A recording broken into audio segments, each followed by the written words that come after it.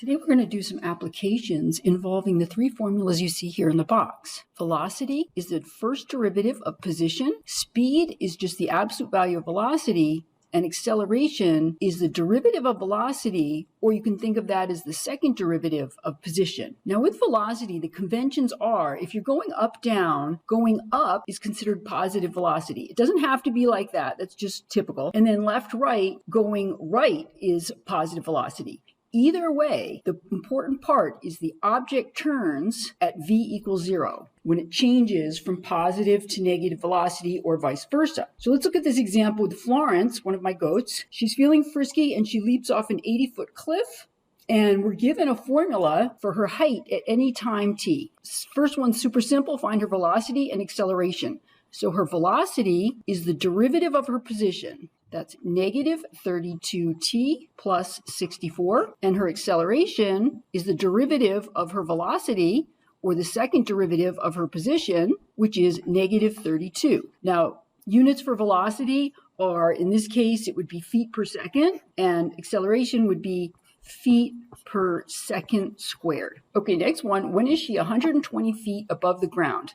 So what we want to do is solve S of t equals 128. So we're going to set 128 equal to S of t, which is negative 16t squared plus 64t plus 80. All right, let's move everything to the left. 16t squared minus 64t, and then 128 minus 80 is 48, and that equals 0. Now we want to factor that, so I think the easiest way to do that would be first to factor out the 16 and factor what's left. So t squared minus 4t, and then plus 3, and that equals 0. Note each time I'm writing equals 0, I'm not just leaving it off. Now let's factor that. That's super simple. T minus 3, t minus 1, and that equals 0. So the only way that can happen, I'm going to move up here, is if t equals 1 or t equals 3. All right, so what's happening here is here's the 80-foot cliff, and then at t equal 1, she's at 128 feet above the ground, and then she goes up, and then she starts to head down, and then she's again at 128 feet off the ground. So we're not surprised to see two answers for that one. Okay, what's her velocity when she's 128 feet above the ground? So that's v of 1 we need, and v of 3. V of 1 is negative 32 plus 64, and that's 32, and that would be feet per second. And then v of 3 is negative 96 plus 64, that would be negative 32 feet per second. So notice on her way up, velocity is positive. On her way down, velocity is negative. Okay, when does she reach her maximum height? In the boxes over here, I've got our formulas for S and V, just for quick reference. She reaches maximum height when V equals 0. So we want to solve V of t equals 0. Now V of t is negative 32t plus 64. So we set that equal to 0, and we can easily see that t is 2 seconds. What is her maximum height? So she reaches her maximum height at 2 seconds. We need to compute S of 2. So that's negative 16 times 4 plus 64 times 2 plus 80. Which is negative 64 plus 128 plus 80, which is 144 feet. Okay, so here's 80. Up here, this would be t equal to 2. That's her when she reaches her maximum height, and her maximum height is 144. Okay, when does she land? So she lands over here when S of t is 0. So we want to solve S of t equals 0. So that's 0 equals negative 16t squared plus 64t plus 80. To factor that, what we do now is pull out a negative 16 so that I'm factoring a quadratic with a positive first coefficient. So this is t squared, and then this would be minus 4t and minus 5. So 0, again, I'm keeping the 0 on the left, negative 16 times t minus 5, t plus 1. Okay, so that happens twice.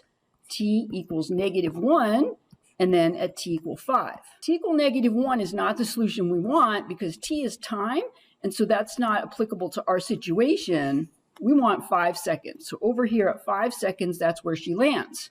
-1's over here, and it's really not applying to our situation, but if we were to graph that whole quadratic, it would intersect at t equal -1. Okay, what's her velocity when she lands? We want v of 5. That's -32 times 5 plus 64. That should be a negative velocity, and it is. It's -96 feet per second. Okay, one more. Snooky, this is one of my sister's horses, decides to run away from home. And what happens is, here's his barn. He runs away, he goes east, and then at some point, he turns around and starts heading west. And we're given his position versus his time. So we want to answer these questions. Graph Snooky's velocity. Velocity is the derivative of position. Now, we're not given a formula for position, but we are given a graph, and for the derivative of a straight line, the derivative is just the slope of that line. So this first line has slope 1, the second line has slope 0, and the third line has slope -2. So from t equal 0 to 2, the slope, or the velocity, is 1. I'm putting a circle at 2 because derivatives don't exist where there's a corner. Then from 2 to 4, the velocity is 0.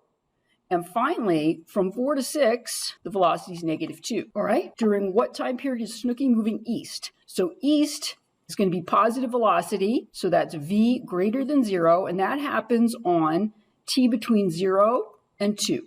What was Snooky doing from hours 2 to 4? Well, we don't actually know, but he was resting. We know that. He wasn't moving.